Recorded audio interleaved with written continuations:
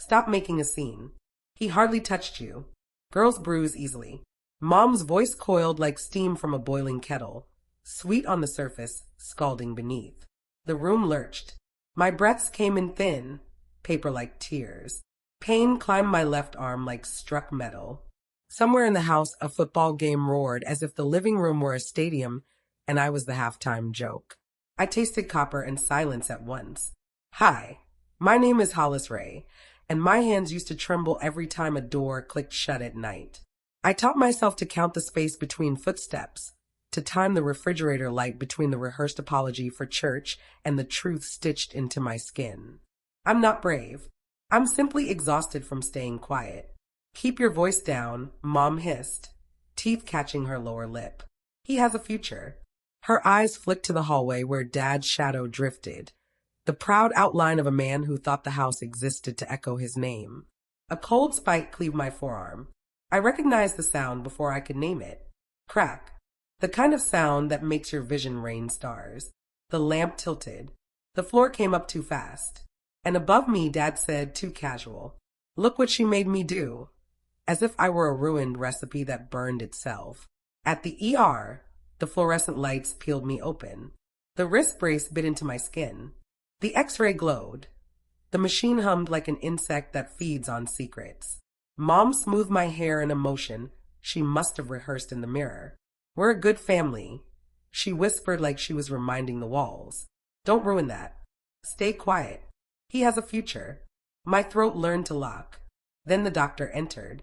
She didn't flinch at the map of bruises crawling up my shoulder like spilled ink. She didn't mirror my reflex. Instead, she crouched down until we were eye level. The room's hum faded until only her steady breath and the ache pulsing like a drum remained. "You're safe now," she said, two small words that landed like earth after a long fall. My heart stumbled. "Safe," I echoed, in that sterile white box under questions that could wake the dead. She turned, picked up the desk phone, and dialed with the surety of someone striking a match in a tunnel. My father's name hovered on my tongue. The dial tone cut like a blade. The line connected. She spoke calmly. "I need to report something." And everything, the room, my arm, my future, stopped pretending to be quiet. Her voice on that line cracked the ceiling I'd been living beneath my whole life. Each syllable fell like a stone through stained glass.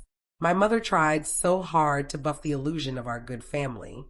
Her hand clamped over mine, nails digging into my palm. "Don't say a word, Hollis," she hissed.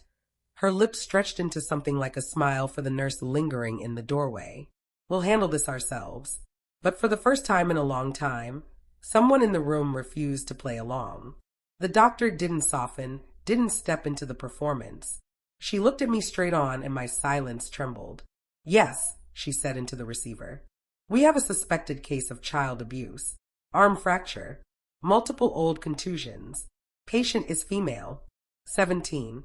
Her words weren't blades. They were keys clicking into locks I hadn't known I'd been hauling around. Dad's laugh ricocheted from the hall, as if he could hear his name being folded into an official report. "You think they'll believe you?" He barked, moving closer, charm and venom braided in his voice. "They'll laugh in your face, doctor. I coach football for Christ's sake. I raise champions." His confidence was a skyscraper built on sand. I could see the fissures. Even if Mom couldn't, she continued to stand by him like wallpaper, decorative, mute, impossible to peel away. The heaviest thing I carried was that battle between silence and truth. I wanted to disappear. I wanted to scream. Above all, I wanted to trust the doctor's steady gaze. The way she looked at me not as the troublemaker my parents insisted I was, but as someone worth saving. "Help is on the way," she murmured after the call ended. Her tone was low. Chosen meant only for me. In that instant I understood. Silence had never been protection. Silence was the cage.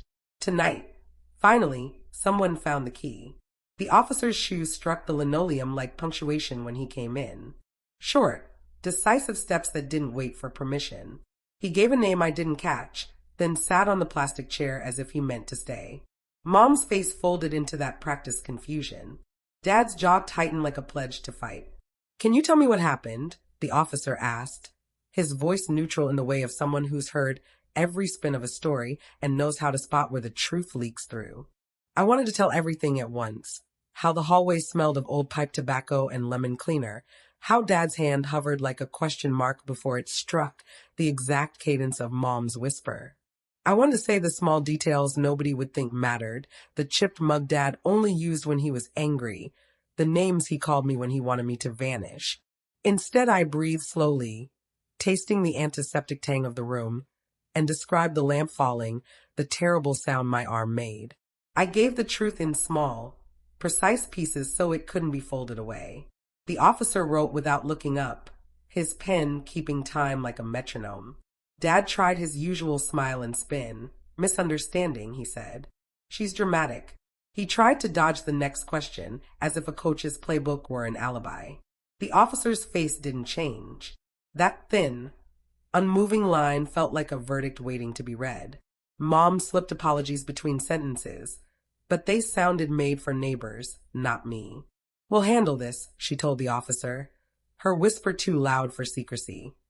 Nails trying to close the coffin. When they asked if I had somewhere to stay, the house around me buzzed with options I didn't want. I thought of the neighbor who bakes banana bread and pretends not to hear late-night noises, of a cousin who insists family sticks together, and of the truth that sticking together can mean staying loyal to the wrong person. The officer asked if I wanted an advocate, someone to sit in interviews, explain what would happen, hold my paper cup while I trembled. I nodded. Saying yes felt like stepping onto a stage for the first time, terrified, but certain. Through a narrow window, I watched Dad light a cigarette and tilt his face to the sky, as if the stars owed him forgiveness.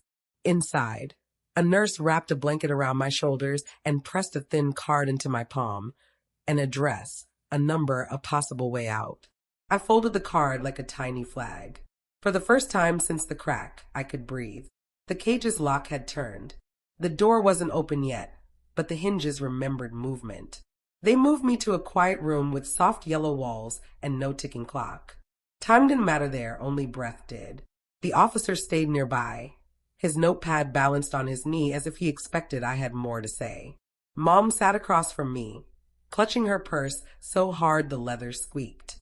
Hollis, don't ruin this family, she begged in a hush, eyes flicking between me and the door. Her voice was syrup over broken glass. Do you know what this will do to your father's career? To us. Her words slid over me like cold water, familiar and suffocating. For years I believed that silence was love, that keeping quiet was a sacrifice. Sitting there with the ache radiating from my arm, I realized silence had been surrender. Then the advocate arrived, a woman with steady shoulders and an unflinching look. She introduced herself simply and turned to me.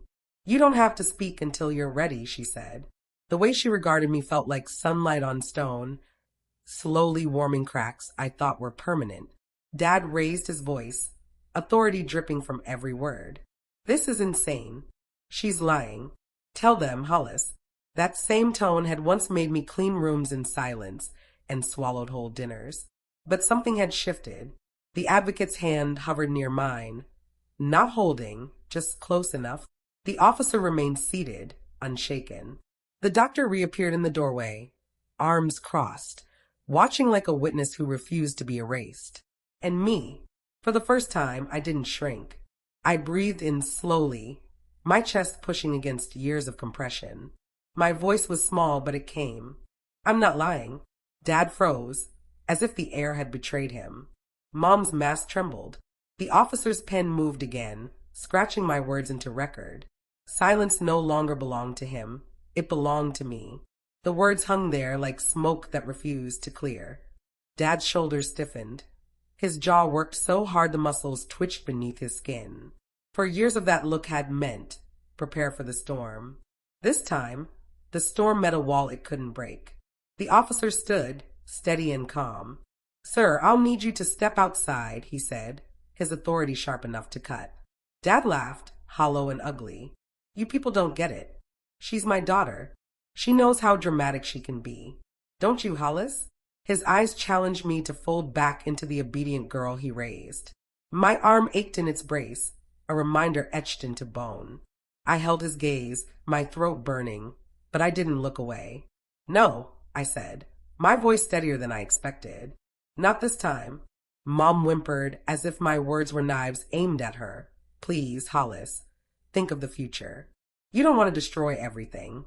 Her hands trembled in her lap, twisting her purse straps until the leather groaned. The advocate leaned in, speaking gently but loud enough for everyone to hear. "Her future isn't built on silence." Something broke then, not in me, but in the script my parents had been rehearsing for years. "Please subscribe to my channel." The officer steered Dad down the hallway. He resisted, sputtering excuses, but the doorway swallowed his protests until only the dull buzz of fluorescent lights remained. Mom sat collapsed in a chair, mascara streaking beneath her eyes. She looked at me, and for the first time I saw fear, not of him, but of what my truth might unravel. "I never meant for this to go so far," she murmured, her voice fragile as cracked porcelain. I said nothing. My silence was no longer her shield. It had become mine. An advocate set a folder in front of me, the papers neat and purposeful. "This starts the process," she said. "You won't have to do it alone." I touched the folder, fingertips grazing its weight. For the first time, that weight didn't press me down.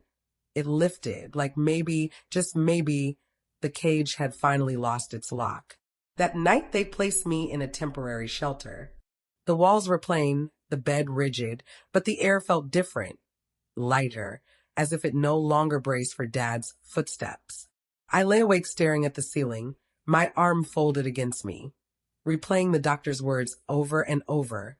"You're safe now." Safe. I tried to taste the word. It felt foreign, almost dangerous.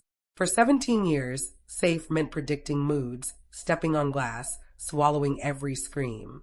Now safety was a file folder on a plastic desk, a stranger's phone number scribbled on an index card, a thin blanket that smelled faintly of detergent. Fragile, but real. The advocate came back the next morning. She sat opposite me with a coffee in one hand and a stack of forms in the other. "They'll ask you questions," she warned. "Hard ones, about things you've lived with too long. But every answer is another piece of truth, and truth weighs more than his reputation." I nodded, my stomach twisting. Part of me still feared Dad would stride through the door, his shadow long enough to reach into this new space, but the door stayed shut. At the hearing, I sat across a table from my parents. Dad's suit was crisply ironed, the same tired blue that used to mean triumph. Mom wore pearls that clicked softly as she wrung her hands. They both stared at me as if I were the one on trial. The officer read from his notes. The doctor testified with clinical calm. My heart thudded against the brace like it wanted to break free. When it was my turn, the room blurred, but my voice carried. I described the sound of bone, the quiet at dinner, the bruises I'd explained away as clumsiness. Each word landed on the record like a nail sealing a box. Dad smirked, but his eyes didn't follow. Mom whispered my name, pleading, and then the judge leaned forward, her gavel resting like a promise. "We've heard enough for today," she said. Her tone wasn't final, but it was heavy. Heavy enough to make my lungs ache with possibility. Days bled into weeks. Interviews, signatures, and the slow unraveling of a story I had buried beneath excuses. The shelter became an odd kind of home. Children's laughter drifted down the hall. The faint scent of instant noodles lingered in the air, and voices traded the small, careful secrets of survival. For the first time, I wasn't the only one carrying shadows. One afternoon, the advocate slid a document toward me. "Protective order," she explained.